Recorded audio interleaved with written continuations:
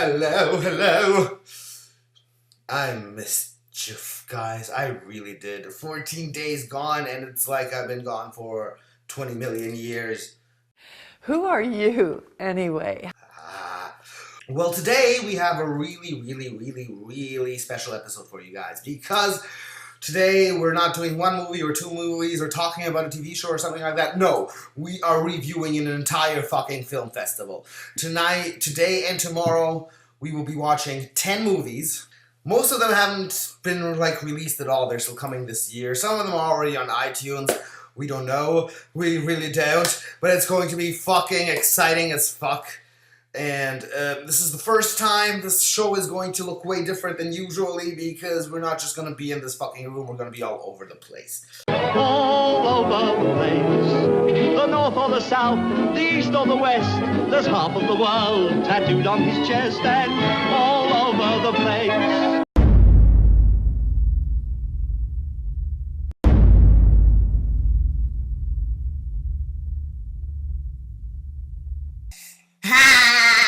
This is so fucking exciting.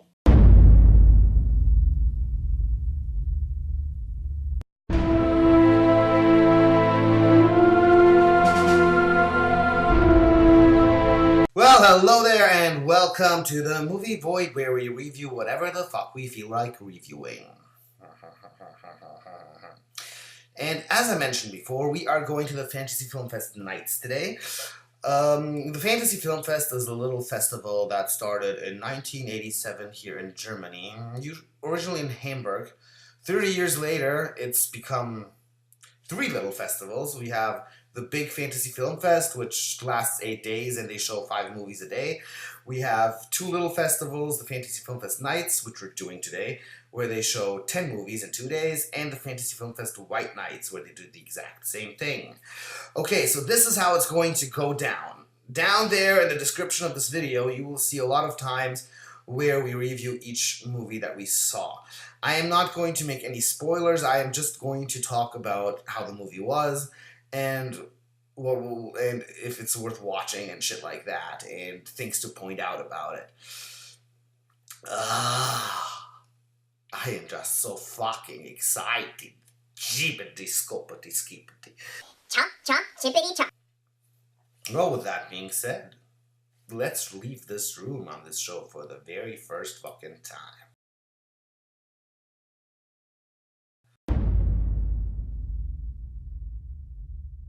Okay, we're running around the streets of Frankfurt, running late. We're late, but you know what we got? We got these. What I forgot to mention earlier, this is a festival that brought movies, that showed movies for the first time, that got big later. Like, for example, Peter Jackson's Brain Dead or Dead Alive, or, oops, I'm knocking people over, or Hostel. Even, I think Saw was also aired here for the first time. All these big-ass motherfucking classics were shown here for the first time, so it's gonna be a really exciting day. Okay, here we are at the Sinistar Metropolis, where the shit is going to go down. I'm gonna go inside and get my VIP tickets, yeah. Oh, the beautiful chaos at film festivals. The lead organizer of it isn't there yet, has all the special tickets, the VIP tickets, and we gotta see the first movie without our VIP tickets. That's tragic, you know. How am I supposed to feel special? You're each special in so many ways. And did I mention our professional film crew that's supposed to take care of everything is late too. So, with a rocky start, we're going to get going with Sweet, Sweet Lonely Girl. Okay, I saw the first film just now. Just waiting for my camera guy to show up. Well, at least we got our VIP ticket.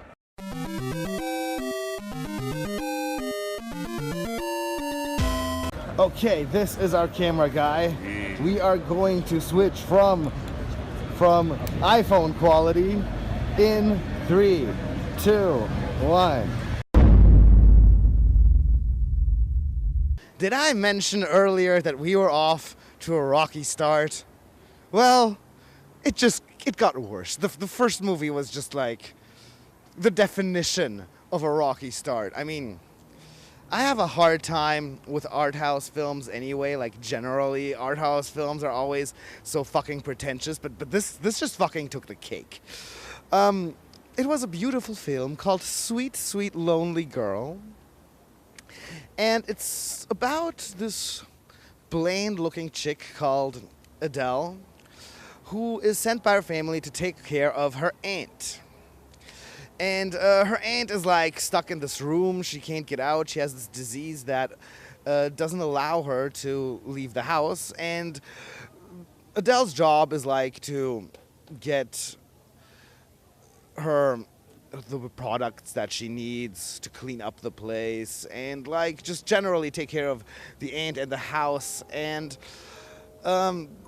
she doesn't really do a good job at all. She starts like buying cheaper products so she can save money and buy things for herself. And then she meets this chick called Beth, and they have this coming-of-age lesbian relationship going on, and it is just incredibly slow and incredibly boring, and the title totally like defeats the purpose, like hardcore. She's not a sweet, sweet lonely girl. She is a bland, lying, manipulative, I got a best friend kind of bitch.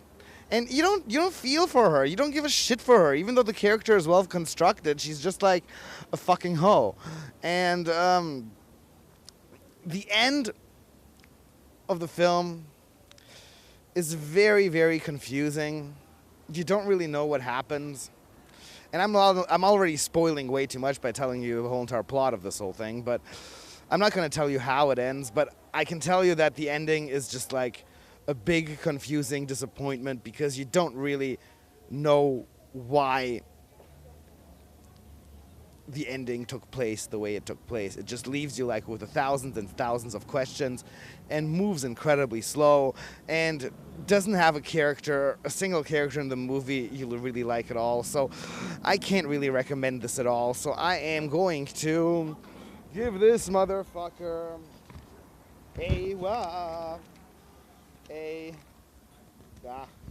I'm not really good with these pieces of paper, but I am going to give this motherfucker a 3. Yeah, we were off to a rocky start. Well, now we're going to go see Pet. It can only get better, I hope.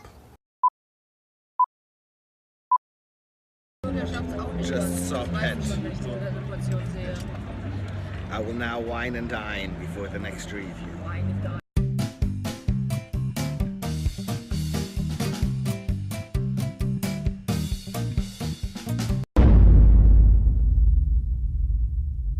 Well, that was just absolutely lovely, I have to say. Well, we have this film where we start off with a pretty regular premise. We have the hot... Hey! We have... He's cool. We have this guy, and he's pretty much obsessed with this chick. And the whole thing somehow begins like this stalker stalking his victim kind of a thing, and then he kidnaps her and puts her in a cage. But before you know it, the whole thing like turns around. You think the whole time that the guy who is stalking her is the crazy one, but it turns out that she is much more crazier than he is. And they develop a very strange relationship, and the whole entire film is just full of so many twists and turns and surprises. Like, you never know what the fuck is going to happen, and it's just an absolute roller coaster ride. Like, I can recommend it to everyone. I am giving this lovely little film an 8, and the only thing I really have to like criticize a bit is the fact that the guy playing the stalker, he is Merry from Lord of the Rings. And sometimes when he's like looking all cruel and evil, all you have to think of is Merry saying, Don't think he knows about second breakfast, Pip. What about the Levinses? Luncheon, afternoon tea, dinner, supper. He knows about them, doesn't he? I wouldn't count on it. You know, you don't mix psychopaths with hobbits. You know, it's like mixing a Hitmonchan with a Kingler. nothing good can come out of it. Elijah Wood's been Frodo, and everybody saw him as Frodo like many times, but he has done so many things that had put him like outside of the box of Frodo. We had like Maniac, we had Open Windows, we had Sin City, all these movies that made Elijah Wood stop being Frodo but be Elijah Wood. The same thing can't really be said about Merry, because we just see Merry in Lord of the Rings and Lost most of the time. If he keeps making movies like this, he won't be Merry anymore. So this was very fun. Like, really check it out. It's great. And now we will proceed with our next one. It stains the sands red. And it's about zombies and the apocalypse. I just saw it, right? It stains the sands red. And I don't even know where to start. Like, what the fuck was this? So, this thing. It actually started out very promising. The first scene you see is like this apocalypse happening over Vegas, and these gangsters, they're running away from I don't know what, and they want to get to some airfield, and these motherfucking zombies are like going on. And then suddenly 66% of the movie look like this.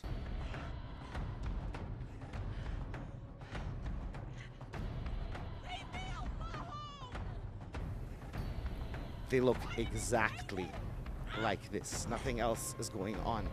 This is what happens in like 2/3 of the entire movie. And then we get this rape scene that doesn't fit the tone of the movie like whatsoever. Like, I understand when you gotta do rape scenes for certain reasons. Did the family just walk by as I said that? Oh, yeah. I hope they understand too.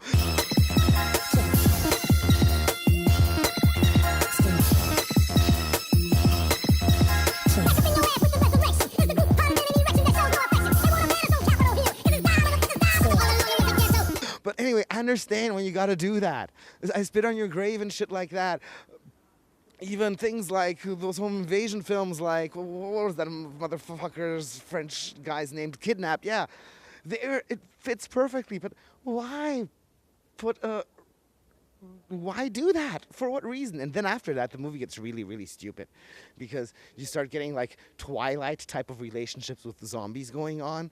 It's like so fucked up. And then it just like waters down to this huge pile of crap. And the effects, they don't really cut it. They don't really cut it at all. It had so much potential, and it just blew it. Like, it just threw it to the ground. It was like just this ball of fire. Like this car, it starts well on this GTA race, and then it just like falls off a cliff. That's exactly what this movie did. But like, since it has so much potential, oh wait, we gotta give it, I have to get my signs. I don't have my signs. We're going to give it a 4. It was better than the crap this day started with, but it wasn't good. It wasn't good at all. No, sir, no. What are we gonna watch next? Eat Local. Eat Local is next.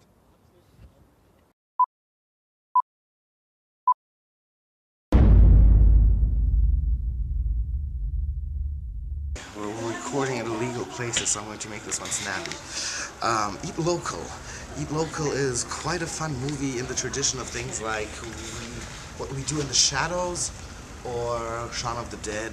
This light British comedy, Some of the gags fall a bit flat because we've seen them all before, but it actually like generally works. Like, you have like everything you want. You have like all this action. You have this army fighting these vampires.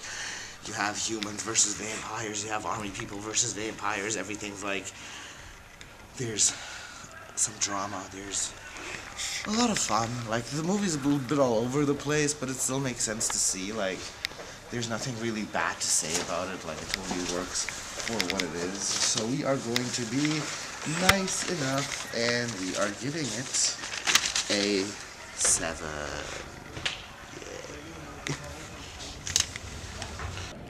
Now we're seeing a French film called Going to Brazil. Going to Brazil! With a lot of hot French chicks. Chicks, chicks, chicks. Girls, girls, girls. Exactly. Let's hope the French film is going to come back. It hasn't spoken to us in a long time. Like for like 6 years there hasn't been a good French film.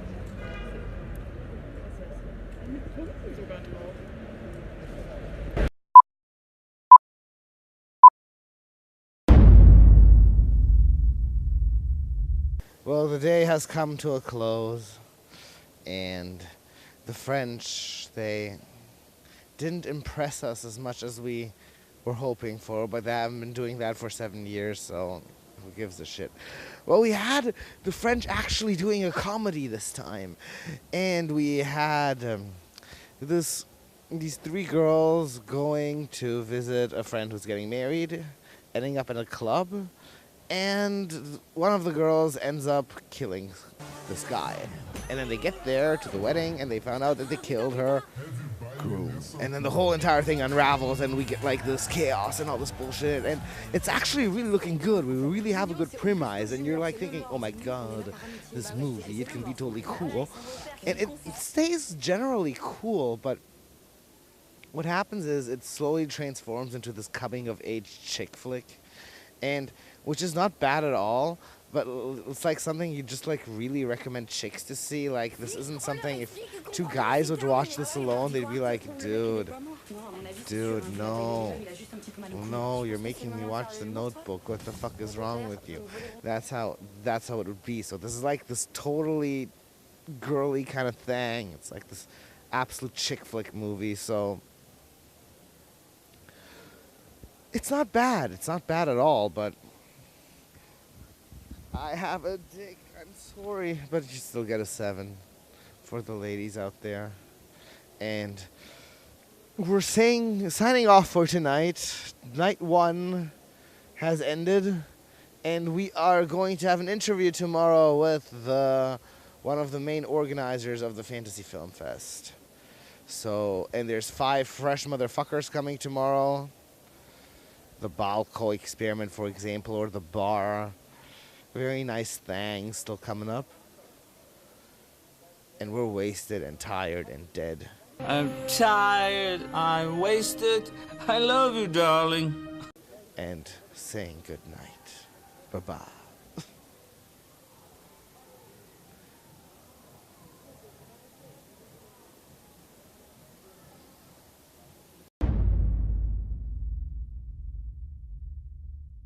Good morning to you. Well, we're starting a new fresh day today. I gotta admit, yesterday really wasn't one of the best days of the Fantasy Film Fest. I'm really hoping they're going to step up their game a bit, because the best movie was an 8 yesterday, for fuck's sake. They can do a much better job, I just know it. And, my dearest 15 subscribers, you have no idea how exhausting this is. You know, most everybody gets tired every once in a while. Sometimes it's just part of living. Like, between movies, you have 30 minutes. In those 30 minutes, you gotta get your new seats for the new movie, you gotta get some drinks, you gotta find where your crew is, and you gotta have a smoke, and you gotta do these 3 to 5 minute unscripted reviews. It's really fucking crazy.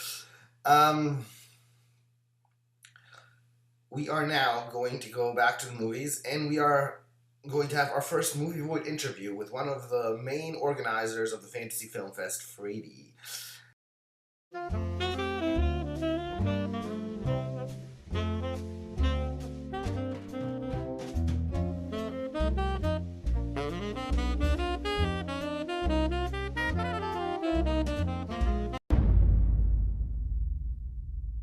Okay, so I am sitting here with Fredi, oh god, no, my last name memory.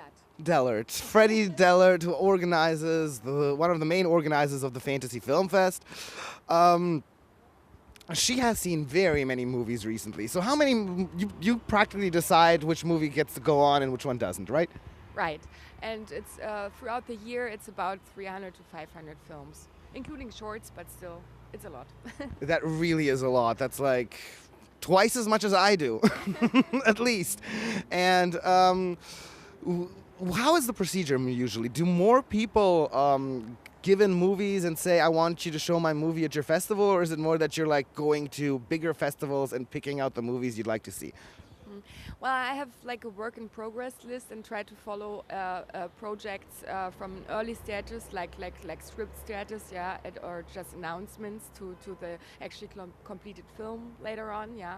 I know the companies who are producing, you know, so I follow them, and we go a lot to other festivals, but more markets actually. So the markets are usually combined or playing at the same time as a big festival. For instance, Cannes would be the best place. During Cannes, during the glamorous Cannes festival, like 5,000 films are getting offered to that you can buy them as a buyer, and these films are completely new. Nobody has big information about it. Sometimes you only have like one sentence of the synopsis, and then you have to feel a little bit, oh, could this be something? Interesting cast, interesting director, we know him already, interesting company, which usually is producing genre. So this is usually the way. We also do some festivals, yeah, like I sometimes go to Sitges in Spain, you know, to also watch movies there. And of course we get some submissions from independent filmmakers, but basically we are looking for, that's kind of the smaller percentage which makes it into the program. We really go ourselves and look for films. So a lot of my friends, they really like trust the Fantasy Film Fest. Like since it's been around so much and so many people go there, it's become like this directory to check on the internet if you are looking for a movie to watch and just have no idea what to see. You usually just go on a page that lists all the movies that were ever shown on the Fantasy Film Fest, and it's like really become a reliable source for a lot of people. And that is why, like, I gotta ask you, like, this year, what are your favorites from the program? Here from the Fantasy Film Fest nights, yeah. Well, I like Sweet Sweet Lonely Girl a lot. It's a small movie, but it's really sweet. So I mean, I always like that. This is also what we try. We try to have a mix in the program. You know, like of course, the Belko Experiment, for instance, is so different. You know, from Sweet Sweet Lonely Girl, because it's just, you know, it's really like Greg McLean, James Gunn, you know, two really big horror geeks, and they just, you know, go for it, you know. I'm so looking forward to that one tonight. Like, so really. That's not elegant at all, but, you know, very entertaining. And but personally, I really like director-driven movies, you know. And Sweet Sweet Lonely Girl, for instance. I mean, the story for me is like the second thing. It's more like the making of is so beautiful, and the actresses are. Okay, because you brought up Sweet Sweet Lonely Girl yesterday. Yesterday was the first movie we reviewed yesterday, and I so trashed it. I am so sorry, because now talking to her, I'm slowly realizing the wonderful parts that this movie had to offer, and I was being very mean to it yesterday. So let's do, like, from the regular movie void, a counter movie void from why Sweet Sweet Lonely Girl is actually not as bad of a film as I described it yesterday. Well, it has this very interesting background first, because it's playing. There's this one scene that you see Ronald Reagan talking, you know, and you think he's already the president, but actually it's like it's before election. This speech, you know, it's just before he's becoming president. So it's really like it's the movie is playing 79, you know, and so it's this background that America is really shattered by the oil crisis, and you know. The family of Adele, you know, the main actress who's sent to her aunt, the family's not doing well. They are poor, you know, they're in the middle of nowhere, you know, and so for her it's really, she's being sent, but she's doing it. She's a sweet girl, a sweet girl, and she's just, you know, accepting her destiny that she's sent away and needs to take care of her aunt, which is for like I don't know, she's like 17 years old, not an attractive thing to do. But then, and she didn't even get in touch with her aunt. She's very repulsive, and so she's there, she's alone, and then it's so much a great coming of age film, because she's discovering her first love, a lesbian love. She's discovering that she's like can be attractive, you know, to even there's, you know, she feels that men are attracted to her too. Wow, Frankfurt. Yeah. I mean, in Sweet Sweet Lonely Girl, there are really great little details. The cinematography is fantastic. The music is fantastic. It's you feel like this director, Eddie Calvo, is really a film buff. You know, he's a complete genre geek, and he has like, he confronted me. I was talking to him. He was like had so many film references. I hardly didn't even know them. You know, he was like, and this movie, and this movie, and this movie, and so that is, and you feel that in the film. It's Mario Bava influenced from Black Sabbath, but it's also that's a very strong influence. Actually, also the story is from there.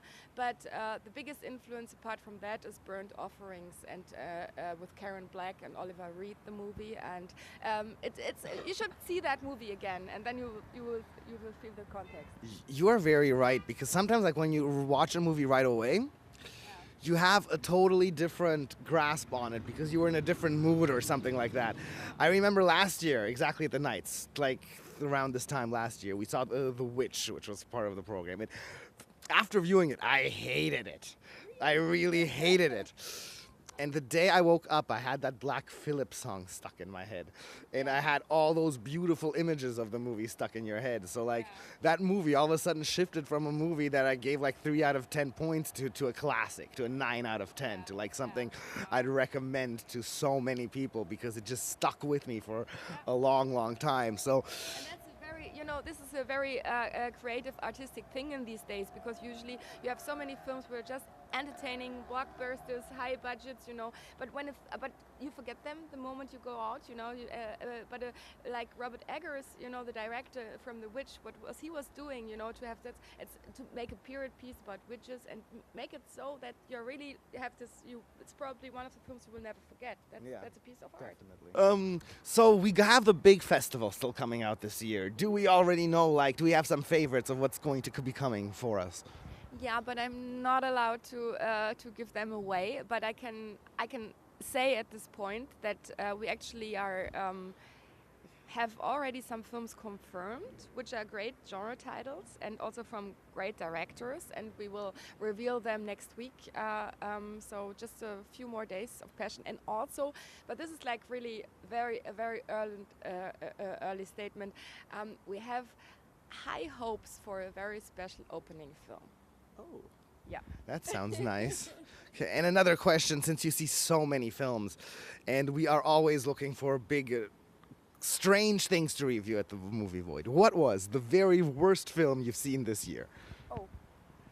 Well, I have to say, there's really actually one film, and I don't know if we can show it. I don't know if we want to show it, you know, because this is going to be a discussion in the programming team. From my point of view, I was completely disturbed.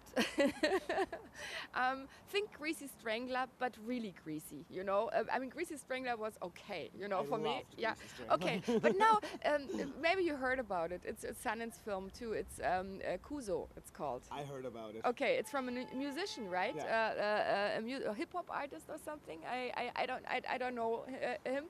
But so this one is really gross. So I have seen it.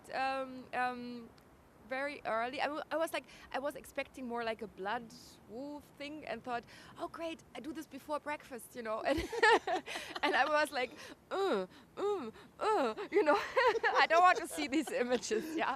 So that was really, I mean, it's very original and stuff, and goes in many directions, but it was not super my thing, and let's see what happens with that one. Last question, because we got to see the first film. What is the first film again today?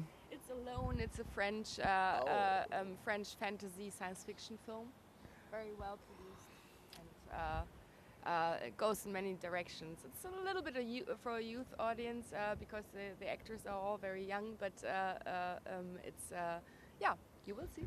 I am so hoping for the French film to return, because ever since the big boom with Martyrs, Inside, and High Tension, and those amazing gems we had back then. Yeah, but I mean, there are some really coming up I'm expecting a lot from. So Xavier Jeans, for instance, is doing like having 2 or 3 films in start. So I'm really hoping to have to get Cold Skin soon. That looks amazing. I just saw. I mean, we never invite a film to Fantasy Film Fest before having seen it completed. So, but you know, if you see a nice promo, you can. Xavier Jean let me down with Livid. Ever since then, I'm waiting for him to get better. Otherwise, Alexandre Aya, he's a hero for me. Like, he's one of the greatest people in the world. But okay, we've been talking so much, and we gotta like move to see Alone very soon. So I'm gonna ask the last questions, because here on YouTube we have a lot of film nerds, film geeks, people who want to make their own movies, people who want to make their own YouTube channels. Even like this one, The Void is very small still. It's like 15 subscribers. A lot of views though, thank you. So what I wanted to ask you was, what is your advice for young filmmakers, young companies, young YouTube channels who want to get out there? What would you recommend them to do? The film business is going really through a lot of changes, with Netflix, with the downgoing DVD market. So it's very difficult to get good budgets these days. The budgets are going down. So what you can, if you really want to go into independent film business right now, filmmaking, then you have to really try to create a story and a vision which is original, but which is to be realized on very, very modest level. So depend on a good story, depend on your actors, and get a good DP, director of photography, to make it work. And then really try to be very modest with what you need money-wise. And then also a good thing is for everyone, producers or filmmakers, think about the target audience you want to reach and the marketing. Think about that from the first moment on, because you have very often films being made which are probably good, but nobody ever thought about, okay, who's the audience for it? Maybe this, you don't know. So then you're getting really in trouble, because then if this is not clear, it's very difficult to get the film out. Same thing with marketing. If you never have made a good still on set, it's, we have a lot of great films at Fantasy Film Fest, but the audience is staying very small because the picture material is just like shit. And so this is not working, that's sad too. Okay. Well then, thank you very much for being on here. Like, this is the first interview this show has ever had so far. Can I add one thing? Because I was just thinking, there's because we were saying what would be probably the greatest movies. I don't know the movie yet, but there's one thing coming up into my mind which I really hope to enjoy. It's going to be in the Cannes Festival, I think in the director's fortnight section, and it's a debut filmmaker, and I think he's from Zambia. So it's an African African actors, and it's in the language, original language, but it seems to be super original, and it's reminds me a little bit from the premise as a mix between The Witch and The Girl with All the Gifts, because it's called I'm Not a Witch, and it's about a young African girl who's sent into a witch camp with real witches there, but she's not a witch, she's the only not witch there. So it sounds like a great thing. That sounds really cool. Yeah. Okay, so let's looking out for this one. Yeah, I'll be sure to check that out too. So we'll see you after we've watched Alone, and this was our interview with Fredi Dellert, and we're signing off.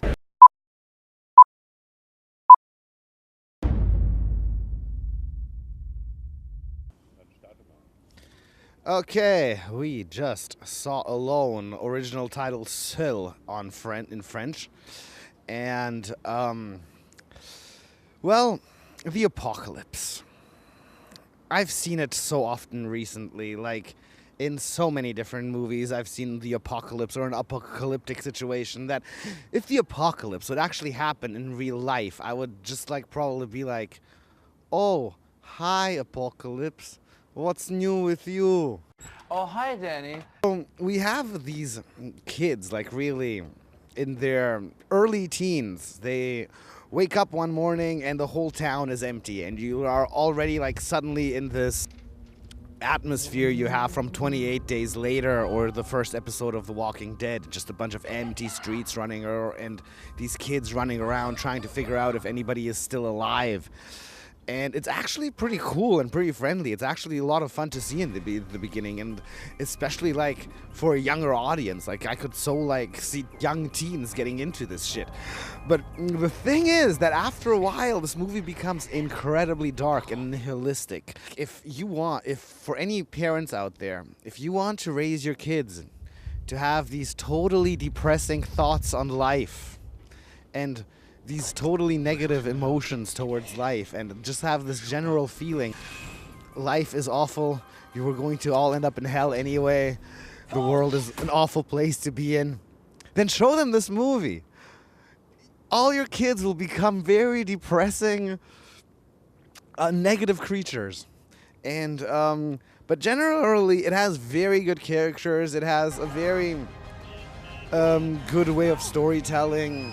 Has also the cliche fog, you know, from The Fog or the, I don't know, you know those movies where the places are empty and there's this fog coming in, swallowing everybody up.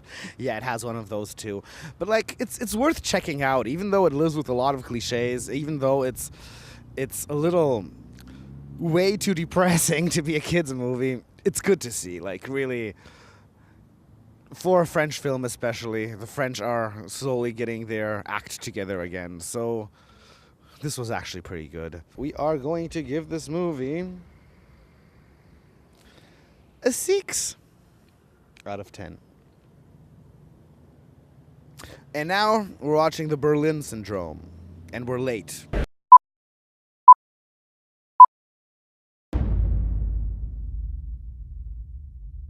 Okay, so we just saw The Berlin Syndrome. Jesus Christ, this year really seems to be the year of the young woman trapped in a small space movie. It is actually a very nice movie. It's about an Australian female tourist who gets kidnapped by a German teacher and forced to live with him for a couple of months, as it seems. And he locks her in, she has no way of getting out, and the only way to cope with the situation is to just live her life with this person. And it actually does a good job at the beginning, but like the problem with most movies, it just gets lost in its own thing. It sort of takes its time too much to establish the connection between the two, which pretty much works, but you get a little bored after a while. And but what I really have to take credit for in this movie is that if a German person, a German male in the beginning of his 30s would kidnap somebody and all the German cliches would have to be fulfilled, then this movie pretty much did the trick very perfectly. I have never seen such an unemotional, dry, pseudo-sophisticated way of kidnapping somebody. It was actually very fascinating because it captured the tone of a kidnapping in Berlin by a German person very nicely. And in a moment, the guy asked the chick what number she would give their relationship, and I am going to give the movie the same number as the chick answered, and that would be 7. Well, now we're off to see The Bar, a Spanish film.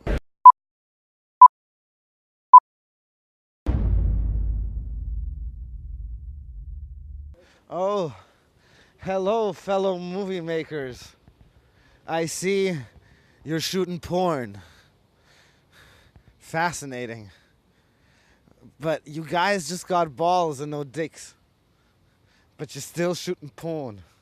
I like that. I like that. That's a creative approach to the whole thing.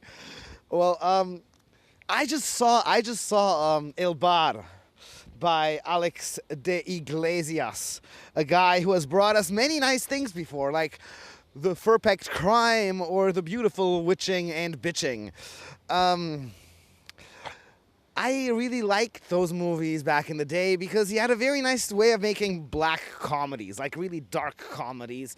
They would be always funny, but at the same time, very dark. At some point, they started getting boring because he never dared to either get too funny or either too dark. And I thought he was on his way of making something totally fresh last year when he came with My Big Night, which was like a full-blown, in-your-face great comedy. But this time, it started off good, it started off promising, it was funny, it was dark. There were these people who chill in this bar, get stuck in this bar, because outside 2 people exiting the bar just got shot. And they don't dare to go outside because everybody who gets outside gets shot too. And in the end, you find out that there is this virus outside. Oh, hello, virus. I didn't know it was you. That's me. And yeah, but it's not like a really big virus because they contain it into one part of the city. And they get these vaccines and they have to figure out who's gonna live, who's not gonna live. And it gets, at this point, the movie just becomes very tedious, long, and hard to watch because it's always the same thing. It just keeps repeating over and over again. The dialogue is the same. Your characters are way too one-dimensional. Well, it wasn't a catastrophe. Alex de Iglesias never really has made a catastrophe so far. But it definitely wasn't one of his best. And I would really appreciate it if the good old dude got his edge back and decided to step a little outside the formula because his movies are slowly getting a little too predictable. And since it wasn't bad, but I gotta be honest here, sadly it wasn't good. We're just giving this based at a 5. And now we're going to watch a movie I am really looking forward to, really badly looking forward to, The Belko Experiment. And I'll let you guys keep shooting your porn. See you later.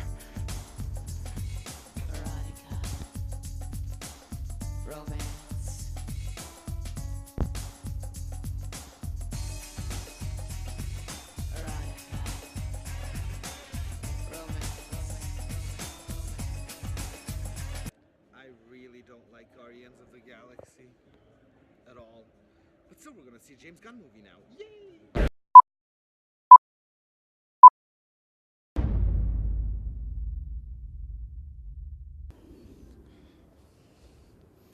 You know, one feels very stupid in front of so many bikes when one can't ride a bike properly. You just found out I can't ride a bike properly. I never really got the hang of it. But anyway, we just saw The Belko Experiment and that was just so wonderful. It was just a blast. It was really totally true old James Gunn movie. It's actually by the Dream Team, Michael Rooker and James Gunn, who have worked on Slither and Super and of course Guardians of the Galaxy before. I don't like Guardians of the Galaxy, but this is by the same people who wrote those movies. So this is a amazing little thing. The premise can easily be explained in the first few seconds of the trailer. All employees, lend me your full attention. Hey, it's Jesus. Your chance of survival increases by following my orders. Your task is simply this. Kill 3 of your co-workers, or we will kill 6 others. Hey, all the lines are dead. And it is an obvious nod to classic survival movies like Battle Royale, a Japanese classic, or a less known but also very nice film called The Human Race, with putting a new twist into the whole entire thing, because it's not like really a game where there's a declared winner. It's more like everybody's supposed to complete these tasks, and with like regular people, businessmen who just like go to their job every day, who like wake up in the morning and have their coffee and go to their same boring routine job. It is just like a wonderful thing to see, because you see these businessmen and these business ladies and everybody all professional totally lose their mind on edge and go at it and try to kill each other. I don't want to spoil too much of this, because really this is going to be an amazing blast. This is like a classic waiting to happen. Give this movie a couple of months, everybody is going to be going insane over it. It is really, so far, the best film the festival has had to offer. Please watch this movie. Like, it is the Movie Void fully recommends it to the hardcore. Best movie of the festival so far. We're giving it a 9.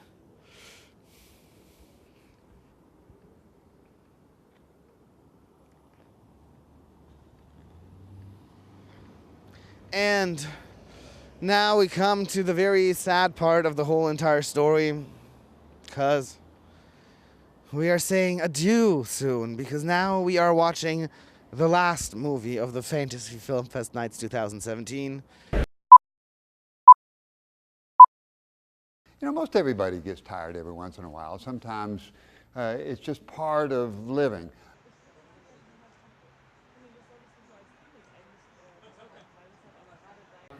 Helmut Schuhten. How do you feel? He's not on Schuhten. Do you feel the moon is sexy tonight? Fucking sexy Schuhten. The moon is looking quite sexy this evening. So romantic and distant from the world. This moon is poetic and generous to us in this light night and in this bright darkness. I am having a hard time trying to choose between spicy mango mojito and red mojito. Here we are again. Okay.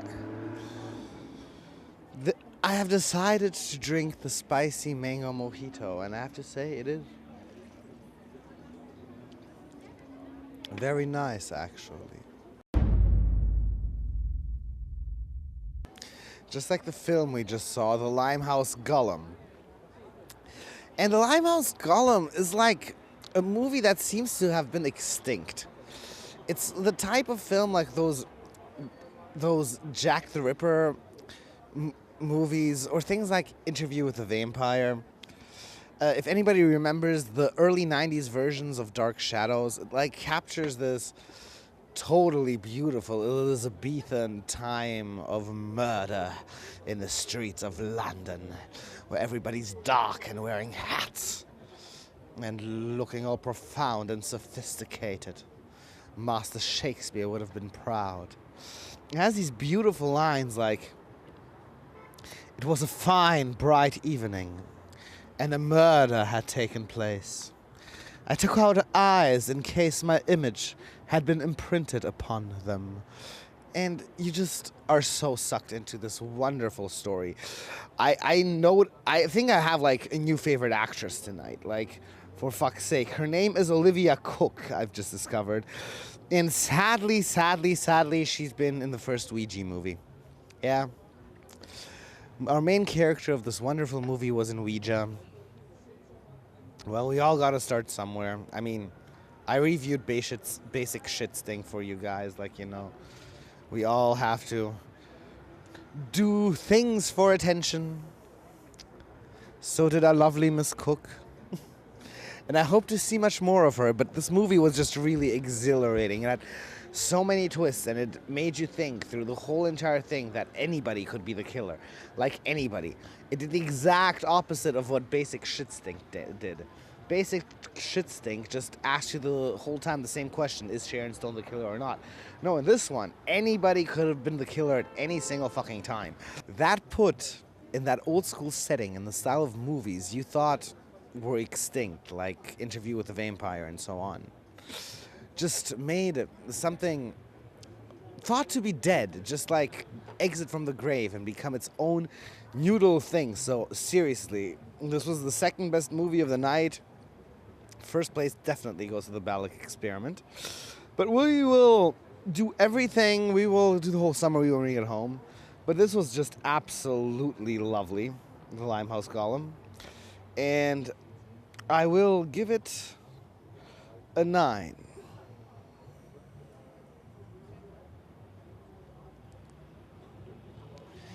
And fare thee well, my sweet movie void watchers. I will see you at my humble place.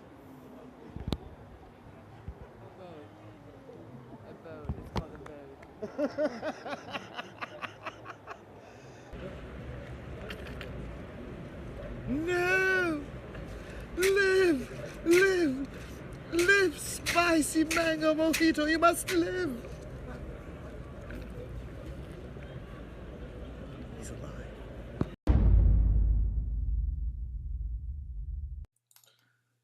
So here we are again. Hee hee.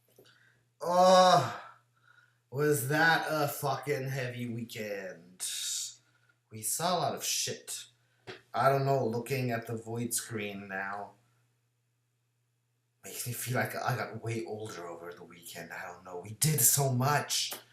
It was crazy. Ugh. Well, summarizing everything off, it was an okay Fantasy Film Fest nights round. I've seen better, but I've also seen worse. So we're good. We're in the good zone. Well, the best 3 things you should watch. Number 3 would be Pet. Totally good movie.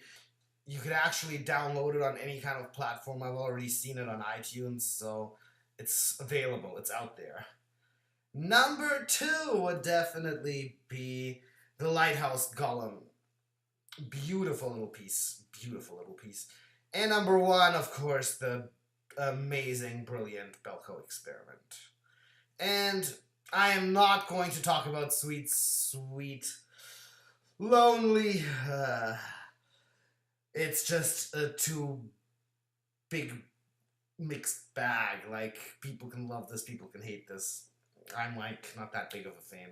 But what you definitely should not watch is It Stains the Sands Red. I don't think there'd be anybody who would disagree with me that that movie sucks. No, I disagree with you. And, this was a tough episode, really. And we are going to do 2 more of these this season. One will be the Japanese Film Festival Nippon Connection. And the other one will be an expose about Tommy Wiseau.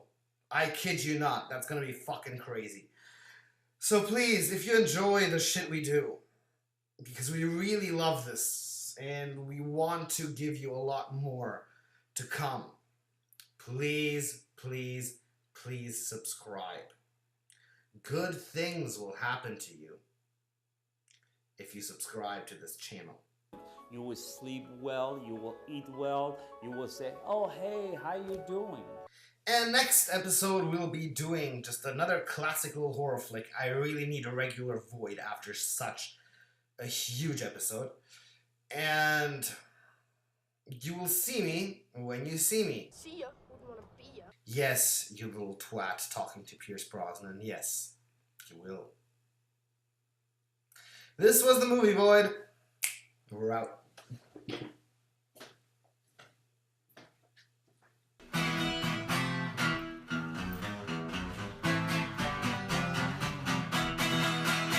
Senorita, would you like a dance? Aye. Oh, senorita, here is your chance. Oh, senorita, I got